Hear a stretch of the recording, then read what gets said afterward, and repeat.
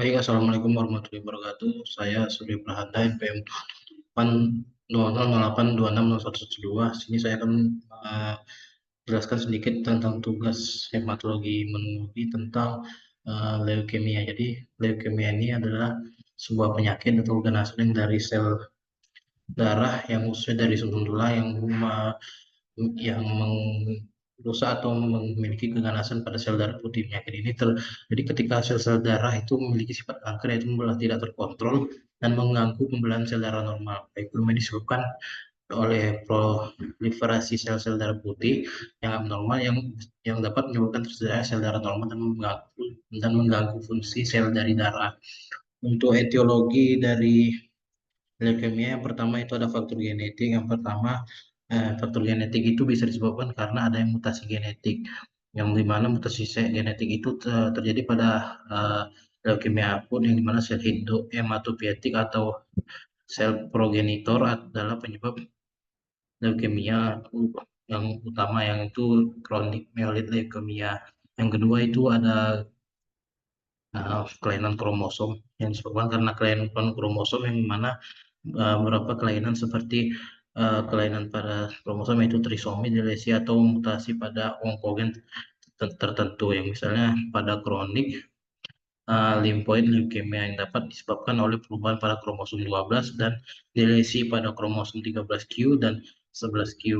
Yang kedua itu dari etiologinya ada faktor lingkungan, yang mana faktor lingkungan ini terdapat pada ada dua, yaitu dari paparan radiasi, yang mana paparan radiasi ini adalah pengion diketahui meningkatkan risiko leukemia terutama pada individu yang terpapar radiasi bahan-bahan kimia dalam jumlah yang tinggi, dan juga mengonsumsi bahan kimia berbahaya seperti benzen, asap rokok, dan zat-zat lain yang bersifat karsinogenik.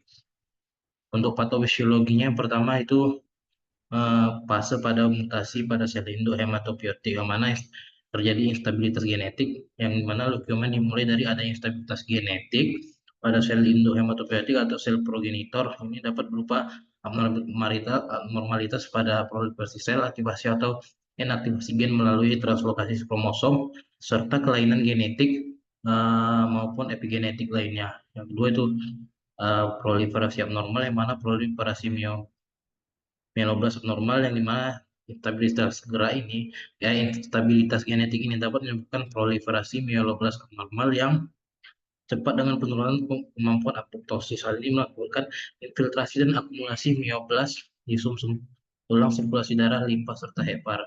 Dan yang ketiga itu ada defek pada sitogenetik, yang mana yang terjadi aberasi kromosom atau kelainan kromosom, yang aberasi kromosom ini akibat paparan radiasi pengion, yang juga dapat menyebabkan defek dan penyimpangan sitogenik yang terutama pada kromosom 22 dan 9. Translokasi ini menyebabkan perpindahan proto-onkogen dan onkogen ABL yang terlibat dalam proses seluler, termasuk diferensi sel pada leukemia.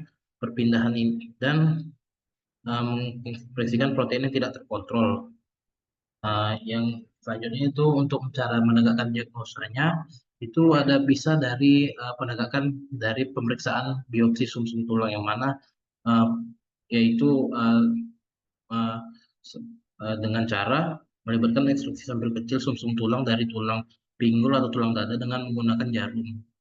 Nah, sampel ini kemudian diperiksa di bawah mikroskop untuk menemukan sel-sel kanker atau sel-sel karsinogenik ya.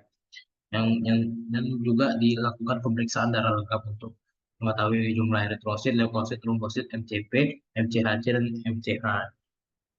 Baik, untuk penata laksanaannya itu dilakukan kemoterapi, yang mana yang terdapat dua fase. Itu fase satu itu fase pertama itu induksi remisi, yang mana kemoterapi ini pengobatan utama untuk leukemia, yang terutama untuk leukemia akut. Ini dilakukan kemoterapi, yang mana tujuan dari fase ini adalah untuk menghilangkan sel-sel leukemia dari darah dan sumsum tulang sehingga pasien mencapai remisi lengkap, yaitu ketika tidak ada tanda-tanda leukemia dan jumlah sel darah kembali normal.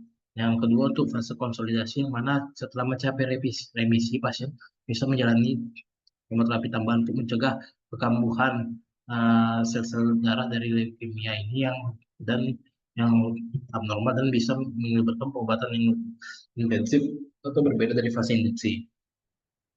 Dan terakhir itu edukasi dan penjagaannya, yang mana leukemia ini diedukasikan kepada pasien yang mana untuk mendeteksi dini dalam pengobatan yang cepat yang dapat meningkatkan peluang kesembuhan, dan jika ada gejala atau faktor risiko yang mengkhawatirkan, segera segera langsung konsultasikan ke dokter. Baik, itu saja yang bisa saya sampaikan. Dan ini berupa referensi dari uh, yang saya rangkum. Baik, terima kasih. Mohon maaf atas segala kekurangan. Assalamualaikum warahmatullahi wabarakatuh.